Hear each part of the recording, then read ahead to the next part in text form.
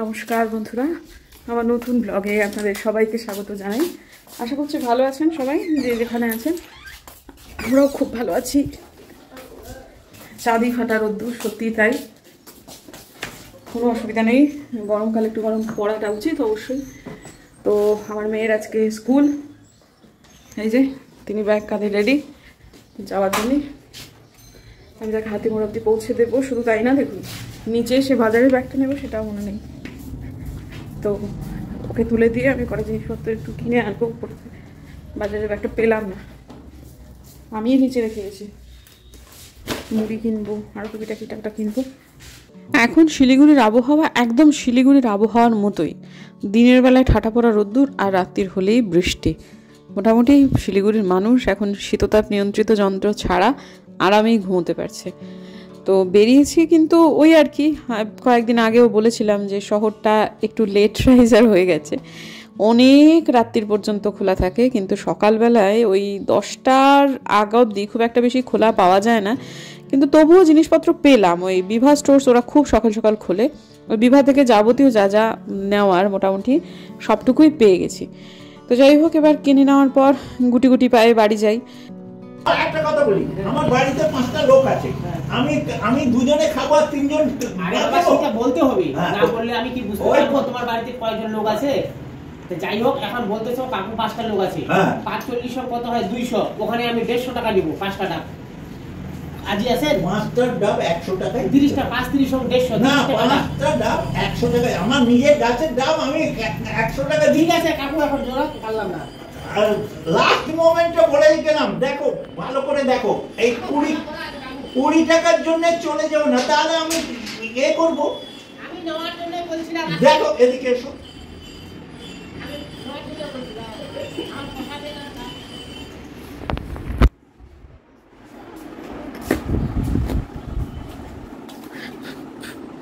ঠিক ওই জায়গায় লাগিয়ে দেবে। নারকেল গাছটা আজকে বিক্রি হলো, প্লাস ওরা নারকেল গাছটা একটু ঝুরিয়েও দিল, মানে ওই একটু ছেঁটে দেওয়া যেটাকে বলে। তো উঠতে উঠতে বলছিল যে কাকু নারকেল গাছটা কিন্তু বেশি দিন টিকবে না, কিন্তু তবু যা হোক হয়েছে, প্রচুর নারকেল হয়েছে। আর কিছু ডাব রেখে দিল, কিন্তু ডাবগুলো আর ডাব নেই, বেশিটাই নারকেল হয়ে গেছে। প্রচণ্ড মিষ্টি, জাতটা খুব ভালো ছিল এই নারকেল গাছটার। খারাপই লাগে যে খুব বেশি দিন হয়তো বা গাছটা রাখা যাবে না, মানে সম্ভব হবে না আর কি। তো ভালো টাকা দিয়ে কিন্তু আমার শ্বশুরমশাই ডিলটা করেছেন। খুব রাগারাগি চেঁচামেচি করলেন বটে, তবে ঠকা তো মোটেই হয়নি, লাভই হয়েছে। একটা নারকেল গাছে যথেষ্টই লাভ হয়েছে, মানে আমরাই লাভে আছি আর কি। প্লাস 5টা ডাব তারা আমাদের দিয়ে গেছেন। সব মিলিয়ে মিশিয়ে মোটামুটি একটা লাভের সওদাই আজকে কিন্তু হলো। আর এই যে আমার আজকের জলখাবার, চিড়ের পোলাও। আলপনা দিয়ে দুর্দান্ত বানিয়েছিল আজকের পোলাওটা। কেন রেগে যাই বলুন তো এই উত্তমের উপরে? এই জন্য দামটা একটু কম নেয়, ঠিক কথা, সেই জন্যই ওকে নেওয়া প্রেফার করি। মাঝখানে ওর কাছ থেকে নিচ্ছিলামই না, এত অনিশ্চিত ছিল জন্য। আজকে এতক্ষণ ধরে নিচে বসে আছে, তার আর দেখা নেই, সে এলোই না আজকে। অথচ যাওয়া আসায় হাতে বাজারের ব্যাগ ছিল, কত যে সবজিওয়ালা পেরোতে পেরোতে গেলাম, খান 10 নিয়ে নিলেই হতো, হলো না আজকে। এখন নিচে আলপনা দিয়ে, যদিও আমার শ্বশুরমশাই হাট থেকে 1100 টাকার বাজার করে এনেছেন এই কয়েকদিন আগে। তার মধ্যে সবজি মাংস সবই ছিল, মাছটা না, মাংস সবজি আর ডিম, প্রচুর সবজি আছে নিচে। তা সেখান থেকে না হয় হয়ে যাবে, কিন্তু আমার নিজের ভাড়াটা খালি না, এটা একটু কীরকম যেন লাগছে আর কি, ওপরে ভাড়াটা। যাই হোক, ঠিক আছে, আজকের দিনটা হয়ে গেল। কালকে ওর কাছ থেকে নেবো না, আর একজন আসবে সকালবেলাতে, ওর কাছ থেকে নেবো। বেশ কয়েকদিন টানা ওর কাছ থেকে না নিলে তবে একটুখানি কানে জল ঢুকবে। আজকে আমার পদ্মের গামলার ইউরোপিয়নিতে একটু সার দিতে হবে। আমি কদিন থেকেই দেবো করছি, স্ট্যান্ডিং লিভ চলে এসেছে। এবার ওটার এতদিন পর্যন্ত যে মাটিতে বসেছিল সেই মাটির থেকেও একটু বেশি সার প্রয়োজন হয়ে পড়েছে, বুঝতেই পারছি আমি। তো কয়েকদিন আগে যে পুড়িয়া বানিয়ে রেখেছিলাম তার মধ্যে একটা পুড়িয়া আজকে গুজে দেবো, কিন্তু ওপরে যেতে গিয়ে দেখলাম একটা ধুনুচি, সেটা ধুলোয় ধূসরিত অবস্থায় হয়ে, মানে তার ভেতর যে কী কী জিনিসপত্র আছে আমি জানিও না। সেটা আমি যাতায়াতের রাস্তায় মাঝে মাঝে দেখি, সরানো তো আমি না সরালে এগুলো সরানো হবে না, যতই কাজের লোক থাকুক। তো যাই হোক, বললেও তারা সরাবে না। তা আজকে আমি ঠিক করলাম যে আমার ওটাকে একটু কাজে লাগানো যাক, কারণ অত বড় ধুনুচি এই মুহূর্তে তো লাগে না। বাড়িতে মাটির ধুনুচি অনেকগুলো, এটা 40 টাকা দিয়ে আমি বিধান মার্কেট থেকে কিনে এনেছিলাম। একটি ধুনুচির কথা বলছি, এই যে দেখুন, এই যে ইনভার্টারের পাশে আছে। তো এটাকে একটুখানি পরিষ্কার পরিচ্ছন্ন করে নিই। ভেতরে আবার এখানে অ্যাশট্রেও রয়েছে, তো সেটাকে পরিষ্কার পরিচ্ছন্ন করে নিয়ে আমি একটা টব হিসেবে ভাবছি ব্যবহার করব। একটু রং টং করে নিলে হতো, কিন্তু রঙের জন্য যে ফেব্রিক কালারগুলো লাগবে সেগুলো এই মুহূর্তে আমার ঘরেতে খুব একটা নেই, ওটাকে কিনতে হবে আগে, সেটার বন্দোবস্ত করতে হবে। যে দেখুন কি অবস্থা হয়ে পড়ে রয়েছে, সেটাকে জল দিলেই এটা সুন্দরভাবে হয়ে যাবে, পরিষ্কার হয়ে যাবে।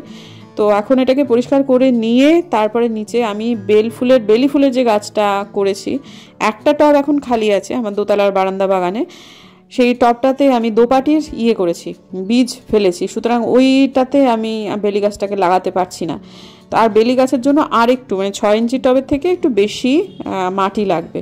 তো এটা এনে তারপরে একটু মাটিতে চুবিয়ে রেখেছিলাম, রেখে তারপর ভাবলাম যে এই জায়গাটাতে বসানো যায় কিনা, কিন্তু দেখলাম যে না, এটা রিস্ক হয়ে যাবে, এটা যে কোনো মুহূর্তে পড়ে যাবে। উচ্চতাটা এটা অনেকটা বেশি, আর যে টব হোল্ডারটা সেটার উচ্চতাটা কম তুলনামূলকভাবে, তাই জন্য কোথায় বসাই, তাই এই কর্নারেতে বসানোটাই ঠিক মনে করছি।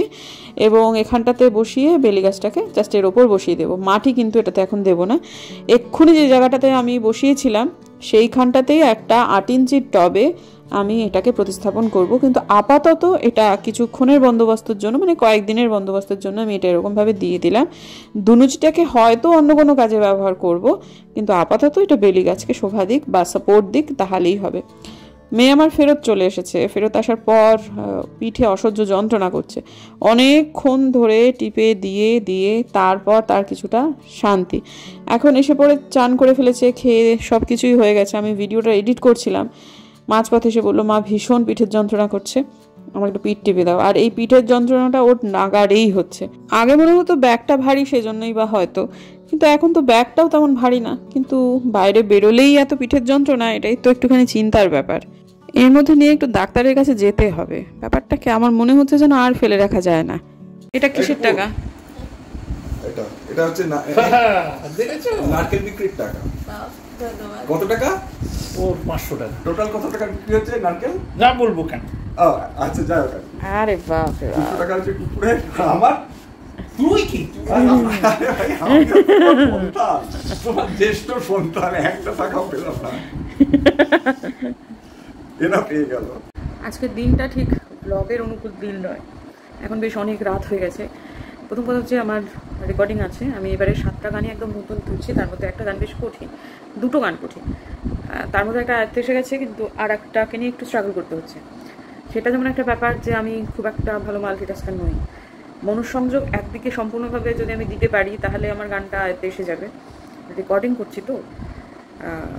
আর একটা গান আছে, যে গানটা সুরটা আসলে আমারই, হ্যাঁ, কিন্তু ওটা স্বরলিপিটা প্রথম দিনে লিখে রাখিনি, যার ফলে একটু সমস্যা হয়ে যাচ্ছে। গানটা মোটামুটি খসড়াটা মনে আছে, তারপর আজকে সেটাকে বসে বসে স্বরলিপি করলাম। আর যারা গান বাজনা লাইনে আছেন তারা জানেন স্বরলিপি করতে গেলে যথেষ্ট পরিমাণ কাঠখড় পোড়াতে হয়। স্বরলিপি করা অত ইজি নয়, বিশেষ করে যাদের অভ্যাস নেই তাদের তো বেশ ভালো রকম অসুবিধা। গানটা লিখেছিলেন সাধন কাকু, সাধনকর, দিনহাটা কলেজের প্রিন্সিপাল ছিল। তো সাধন কাকু লেখার গানটা দিল্লি না যাইও প্রতিধন ঘরে থুইয়া নারী, নানা গে মোট টাকারে পয়সা ফিরিয়ে আইসো বাড়ি, এই গানটাই ছিল মূল গান। তো সেটাতে আজকে সেটাকে আবার একদম গলায় বসিয়ে নেওয়ার মতো একটা অবস্থা হলো। এই গানটাকে আমি নতুন গান হিসেবে বা কঠিন গান হিসেবে ট্রিট করছি না, গানটা সুরটা আমার কাজে, এটা আমার কাছে অতটা কঠিন না, কঠিন অন্য দুটো গান। যাই হোক, ঠিক আছে, সেটা যেমন একটা ব্যাপার হলো। আর একটা ব্যাপারও যেটা আমার ক্ষেত্রে আজকে, সেটা হচ্ছে যে আমি অন্য একটা ব্যাপার নিয়ে খুব বিজি ছিলাম আজকে সন্ধ্যের পর থেকে। আমার শ্বশুরমশাই এখন উপরে এলেন, আমার এখন ব্যাপারটা নিয়ে মনে হলো যে না, আমার তাও হাজব্যান্ড বললো তুই ব্লগটা করো, আমার ব্লগের ব্যাপারটা আজকে যে কোনো কারণে আমার মাথা থেকে পুরো বেরিয়েই গেছে। তো এখনও নিয়ে বসে আছি সেই সমস্ত জিনিসই। গানটা ওটা মোটের উপর দাঁড় করিয়ে ফেলেছি, কিন্তু আর একটা জিনিস নিয়ে এখনও পড়ে আছি। তো এখন আপাতত আপনারা কি কিছু অনুমান করছেন? হ্যাঁ, আমি একটু, আমার বাবা না কয়েন জমাতে বলতেন আমাদেরকে, বলতেন যে কয়েন জমিও, আমিও টুকটাক করে কয়েন জমাতাম। তারপরে সে কয়েনগুলো জমানোই ছিল। বাবা যখন চলে যায় তখন কি বলবো, অনেক কয়েন বাবার জমানো ছিল, সেগুলো সব আমরা টাকায় কনভার্ট করে নিয়েছিলাম। 1 টাকার একটা দোকানে আমার মনে আছে 1600 টাকা দেওয়া হয়েছিল, ওরা 1600 টাকা আমাদের টাকা দিয়েছিল কয়েনের বদলে। তখন সেই কনসিয়াসনেসটা তৈরি হয়নি আমাদের। যদিও বাবার কথাকে একটু বাবার মেয়ে ছিলাম আমরা একটু বেশি করে আর কি, মায়ের মেয়ের তুলনায় বাবার মেয়ে, হ্যাঁ, কিছু কিছু ব্যাপারে, হ্যাঁ, এখন বরং অনেক বেশি মায়ের মেয়ে হয়েছি, কারণ বাস্তবটা বুঝতে শিখেছি। হ্যাঁ, তো তাছাড়া বাবা নেইও, এটাও তো একটা ব্যাপার। কিন্তু না, এমনিতে কিছু কিছু ব্যাপারে বাবার কথাকে আমরা সবসময় খুব প্রাধান্য দিয়ে এসেছি। তাদের মধ্যে একটা হচ্ছে এই কয়েন জমানো। কনসিয়াসনেস ছিল না, কিন্তু মোটার উপর থেকে আমি ওই ধরুন 2000 সাল থেকে 2005 সাল থেকে কয়েন জমাতাম। তা পরে 2006 বিয়ে হয়ে যায়, ওই জমানো কয়েন টয়েনগুলো সব নিয়ে এসে ভিতরে রেখে দিয়েছিলাম। তারপর হঠাৎ করে আজকে নয়, মানে 2-3 দিন আগে একটা ভিডিও চোখের সামনে আসে। তাতে করে আমার মনে আছে যে একটা কয়েন দেখাচ্ছে, সেটার ভ্যালু প্রায় 15,000 টাকা, একটা কয়েনের ভ্যালু। আমার তখন মাথায় হলো, আচ্ছা বাবা যখন বাবার কয়েনগুলোকে আমরা যখন তার নোটে কনভার্ট করলাম দোকানে দিয়ে কিন্তু ব্যাংকে দিয়ে না, তখন তো এইরকম কয়েকটা কয়েন ছিল। তখন খারাপ লাগছিল, আফসোস হচ্ছিল যে আমরা না বুঝে অনেক কিছু করে ফেলি, যাতে করে ব্যাপারটা ঠিক নয়, আসলে ভীষণ লস হয় আমাদের। তখন মনে হলো যে না, আমার নিজের কয়েনগুলো যেগুলো আছে, খুব একটা বেশি নেই কিন্তু যা হোক তবু যেটুকু আছে জমিয়েছিলাম, সেগুলোকে একটুখানি ঝাড়াই বাছাই করা যাক, সেটা নিয়ে বসেছিলাম। এবং সেটা বেশ অনেকক্ষণ সময় সাপেক্ষ কাজ, দেখছি, গুগল করছি, লিখে রাখছি। তবে এটা একটা মস্ত বড় পড়াশোনার ব্যাপার, যা বুঝতে পারছি। 4টে মিন্ট হয় কয়েনে, বম্বে, হায়দ্রাবাদ, নয়ডা আর কলকাতা। কলকাতা মিন্টে কোনো সিম্বল থাকে না, নয়ডাতে জাস্ট একটা স্পট থাকে, আর না একটা গোল মতো, আর স্টার থাকে হচ্ছে হায়দ্রাবাদ মিন্টে। তো নিয়ে হচ্ছিল পড়াশুনো। তো সেটা জাস্ট আমি আপনাদের একটা দেখাই কীরকম, মানে একটা কয়েন, মানে যেটা নিয়ে আমরা 1 টাকার কয়েন দিলাম, লজেন্স খেলাম, 1 টাকার লজেন্স, কিন্তু সেটা কিন্তু 1 টাকায় বিক্রি করতে গেলে সঠিক জায়গায়, অবশ্যই বলবো সঠিক জায়গায় 1 টাকা পাবেন না, অবশ্যই বেশি পাবেন। আমার কাছে সেই যে 2000 সাল থেকে, তখন হয়তো এইসব কয়েনগুলো ঘোরাফেরা করতো, এখন আর ওগুলো পাবেন না। আমি 76 সালের কয়েনও আছে, 71 সালের কয়েনও আছে। হ্যাঁ, আমি সেগুলো সব আমার জমানো কিন্তু। তো সেগুলো যখন আমি দেখছি যে কলকাতা, বেশিরভাগই আমার কলকাতা মিন্টের কয়েন, হয়তো বা আমরা আমি জানি না আপনারা যেখানে আছেন সেখানে আপনাদের হায়দ্রাবাদ মিন্টের কয়েন পাওয়া যায় কিনা, কিন্তু কলকাতা মিন্টের কয়েন আমাদের এইখানটাতে, অন্তত আমার কাছে তো বেশি বটেই। তো সেগুলোতে 1976 সাল, মানে এই কয়েনের দাম কিন্তু মোটামুটি ওই 50 টাকা থেকে 60 টাকা একটা কয়েনের দাম। আবার পাশাপাশি একটা 50 পয়সা, সেইটার দাম 700 টাকা। দাঁড়ানো আপনাদের দেখাই, এই যে এটা হচ্ছে 1976 সালের কয়েন, ঠিক আছে? এই যে এইটার দাম হচ্ছে 50 টাকা। কোনো জায়গায় দেখাচ্ছে 50 টাকা, কোনো জায়গায় 60, কোনো জায়গায় 70। তারপর হরে ধরে না হয় ধরে নিই 60 টাকা। দেখে দাঁড়ান এক মিনিট, দেখে মনে হচ্ছে এতদিনের পুরনো কয়েন, না জানি কত ভ্যালু হবে, কিন্তু না। কিন্তু একটা 1 টাকার ভ্যালু কত? আমরা 1 টাকা দিয়ে কি কিনতে পারি? একটা লজেন্স কিনবো, হ্যাঁ, কী বা হবে আজকের দিনে? কিন্তু না, এই 1 টাকার ভ্যালু 1 টাকা নয়, আজকের দিনে এই 1 টাকার ভ্যালু 50 টাকা বা 60 টাকা। তার মানে আমার লাভ কত? 59 টাকা, তাই নয় কি? অথচ এগুলোকে আমরা না জেনে 1 টাকাকে 1 টাকা হিসেবেই কয়েনকে ট্রিট করি। বিষয়টা কিন্তু সেটা নয়। আসল মালক্ষী হচ্ছে এইগুলোই। কনসিয়াসনেসের অভাবে আমরা ব্যাপারটাকে ঠিকঠাক হ্যান্ডেল করতে পারি না। তবে এটা একটা বৃহৎ পড়াশোনার ব্যাপার, এবং এই ফিল্ডে 99.99% মানুষই কিন্তু ফ্রড। আসল মানুষকে সেটাকে খুঁজে বার করতে হবে। আচ্ছা, এটা গেল 1976 সালের একটা কয়েন, আর এইটা হচ্ছে 1998 সালের একটা 50 পয়সা। কলকাতা মিন্টের কোনো সিম্বল নেই, দেখবেন এখানে কোথাও কোনো সিম্বল দেখতে পাবেন না। এইটার ভ্যালু হচ্ছে, এই একটা কয়েনের ভ্যালু হচ্ছে 500 টাকা। অথচ এটাকে আপনি বাজারে নিয়ে গেলে অচল বলে ট্রিট করবে, তা নয়। আমরা ব্যাপারটা জানি না, তাই জন্য ওই যে রাস্তার ধারে দেখবেন ফুটপাথে নিয়ে বসে, সেগুলো কিন্তু বেশিরভাগই হচ্ছে ঠিক নয়। মানে আমি তাদের পেশাটাকে শ্রদ্ধা করছি না, কিন্তু ওই কয়েনগুলো না বেশিরভাগ ক্ষেত্রেই হচ্ছে মানে ঠিকঠাক কয়েন নয়। তার মধ্যে হয়তো 1-2 পেয়ে যেতেও পারেন আর কি, কিন্তু আসল জহুরির কাছে গেলে তবেই কিন্তু এটা ঠিকঠাক আপনারা ভ্যালু পাবেন। আর অবশ্যই সেও কয়েনটা নিয়ে ব্যবসাই করবে, একটু কম আপনাকে দিতে চাইবে, কিন্তু 50 পয়সার ভ্যালু কি 50 পয়সা না, 50 পয়সার ভ্যালু 50 পয়সা নয়। কত গুণ বেশি সেটা নিশ্চয়ই আর আপনাদের বলে দিতে হবে না, তাই নয় কি? সেজন্য বলছি বন্ধুরা, আজকে যে কয়েনটা আপনারা দেখছেন, দাঁড়ান আমি দেখাই, সেটা বরং ভালো করে বুঝিয়ে দেওয়া যাবে আর কি। এই যে দেখুন, এই কয়েনটা হচ্ছে, বোঝা যাচ্ছে কি? দাঁড়ান, এই যে 2025 পরিষ্কার বোঝা যাচ্ছে, এটা 2025-এর একটা কয়েন, ঠিক আছে? এই কয়েন এখন খুব সহজেই বাজারেতে অ্যাভেলেবেল, তাই নয় কি? এই যে দেখুন, এটা কলকাতা মিন্টের, দেখবেন কোথাও কোনো রকম সিম্বল নেই। কলকাতা মিন্টের কয়েনে কোনো সিম্বল থাকে না। তা এটা আজকে অবশ্যই বাজারে এখন প্রচুর পরিমাণে আছে, কিন্তু কিছুদিন পর আর বাজারে এগুলো থাকবে না, তখন কিন্তু এটার দাম বাড়বে। আজকে 10 টাকার কয়েনের ভ্যালু 10 টাকা, আপনি এই 10 টাকাতে একটা লেস কিনতে পারবেন 10 টাকা, কিন্তু আজ থেকে 15 বছর পর এই 10 টাকার দাম 10 টাকা থাকবে না, এবং তখনকার হিসেবে আপনি যে দামটা পাবেন সেটাও কিন্তু সেই দিনের নিরিখেও যথেষ্ট লাভেই আপনি থাকবেন। সেজন্য আসল লক্ষ্যই কিন্তু এইগুলো আমরা বুঝি না। সেই জন্য আমার এই কনসিয়াসনেসটা তৈরি হয়েছে যে খুব বেশি দিন হলো তা না, কিন্তু হয়েছে তো। কয়েন জমান টুকটুক টুকটুক করে, এদিক ওদিক থেকে না কিনে নিজে নিজেই জমান, দেখবেন লাভবান হবেন। আমি রূপো কিনতে বলি, রূপো এখনও নাগালের মধ্যে রয়েছে, কিছুদিন পরে হয়তো আর থাকবে না। আর এদিক ওদিক সেদিক এখন রূপো কিনতে যা টাকা লাগে, ধরুন একটু ভালো কোয়ালিটির জাঙ্ক জুয়েলারি কিন্তু তেমনই টাকা লাগবে, কিন্তু সেগুলোর কোনো রিসেল ভ্যালু থাকবে না। রূপোর একটা থাকবে, হ্যাঁ, পরবর্তীকালে থাকবে, সেটা উত্তর বাড়বে। আজ থেকে 2 বছর পর আপনি হয়তো আজকের ডেটের টাকাটা পাবেন না, কিন্তু 10 বছর পর অবশ্যই আজকের থেকে অনেক বেশি টাকায় আপনি রূপো বিক্রি করতে পারবেন। সেই জন্যই আমি অবশ্যই চাইবো আমার সমস্ত সাবস্ক্রাইবার যারা এবং আমার দর্শক যারা আছেন তারা যদি লাভবান থাকে। মা লক্ষ্মী ছাড়া না জীবনে চলা ভীষণ কঠিন। সেই জন্য এই যে ছোটো ছোটো ছোটো ছোটো ব্যাপার, এগুলো আমরা করতেই পারি, অনায়াসে করতে পারি, আজকে থেকেই শুরু করতে পারি। যেদিন থেকে ভিডিওটা দেখছেন কিছুই না, বোকা বাক্সে ফেলে দিন। যে সমস্ত কয়েন আপনারা জমাবেন তাদের মধ্যে 99টা কয়েনেরই হয়তো বা সেরকম ভ্যালু থাকবে না, কিন্তু হঠাৎ করে অনেকটা কয়েনের মধ্যে একটা কয়েন পেয়ে যাবেন যে কয়েন আপনাকে মালামাল করে দেবে। আপনি না জেনেই সেগুলো জমাচ্ছিলেন, মালামাল করে দেবে, একটা কয়েনই হয়তো আপনাকে 10,000 টাকা দিয়ে দেবে, 15,000, 20,000। আবার কিছু কিছু কয়েনের তো ভ্যালু আরও বেশি। অত পড়াশুনো করতে ইচ্ছে নাই করে, করবেন না, কোনো দরকার নেই। টুকটুক করে এই জিনিসপত্রগুলো খুচরো টাকা যেগুলো জাস্ট এমনি জলের মতো বেরিয়ে যায়, সেগুলো একটু ধরে রাখুন, মা লক্ষ্মী খুশি হবে। লক্ষ্মীর ঘটেই ফেলুন, ঠাকুর ঘরেই রাখুন, এগুলো তো আর ইঁদুরে কাটতে পারবে না। দেখবেন ঝিনুকের কথা মিলিয়ে নেবেন। খুব গরম আজকে, চিমনিশানি একটা গরম, বাইরে আবার একটু বৃষ্টিও পড়ছে। আমাদের ঘরে এসিটা খারাপ হয়ে গেছে তো জানলাটা খুলে দিলাম, কিন্তু মশা ঢুকে যাচ্ছে, যার ফলে বন্ধ করে দিতে হলো আর কি। তো ঠিক আছে, আমি একটু গায়ে জল দেবো, সেই জন্য ম্যাক্সি, গামছা সমস্ত কিছু সেখানে রেখে এসেছি আর কি। তো ব্লগটাকে এন্ড করতেই এলাম। যাদের আমি বলছি যে কয়েন জমান, তারা হয়তো বা যে কয়েন জমাবেন তার মধ্যে বেশিরভাগই সে অর্থে খুব একটা সেগুলো রেয়ার নয়, দাম যে মোটে খুব একটা বেশি পাবেন তা না, অনেক তারা হয়তো অ্যাকসেপ্টও করবে না, যেগুলো তো ভীষণ কমন কয়েন। কিন্তু জমাতে জমাতে হঠাৎ করে একটা খনির রত্ন হয়তো বা আপনারা তুলে ফেলবেন।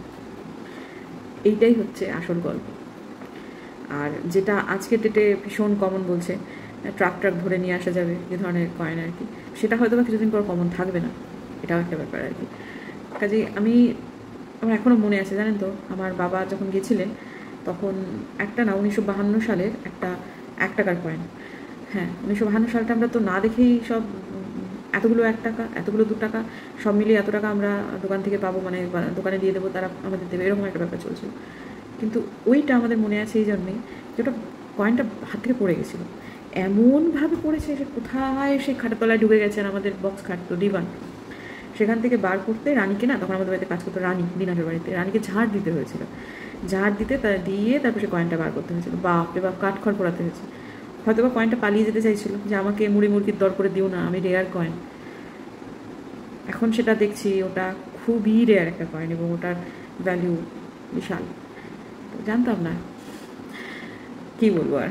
তো ঠিক আছে, কী আর করা যাবে, গত সূচনা নাস্তি। বাবা জমাতেন, বাবা তো বলেও যাননি আমাদের যে মুরগির দর করো না।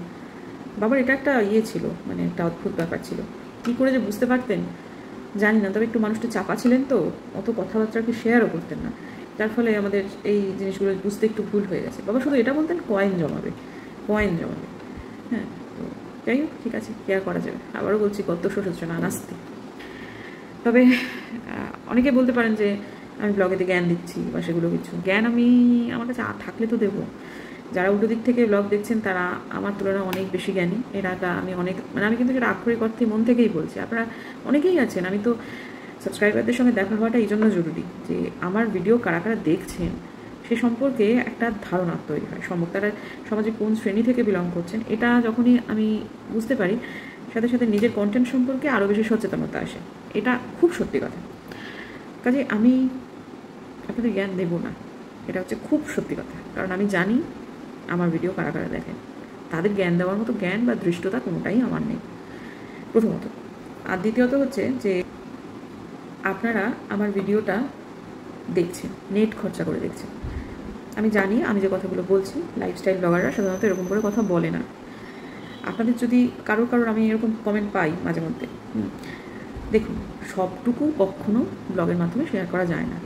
আমিও যে আমার সবটুকু আপনাদের শেয়ার করছি তেমনটা নয়, এটা একটা আমার গোটা জীবনের একটি খণ্ডাংশ।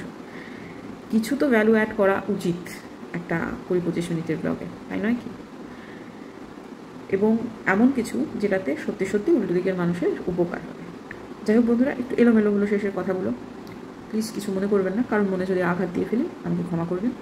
আপাতত এটুকুই বলার। যদি আমার ভিডিও ভালো লাগে তাহলে প্লিজ সাবস্ক্রাইব করবেন, পাশের নোটিফিকেশান বেলটাকে অন করবেন, যাতে ভিডিও দিলেই নোটিফিকেশান চলে যায় আপনাদের কাছে। দেখা হচ্ছে আগামীকাল।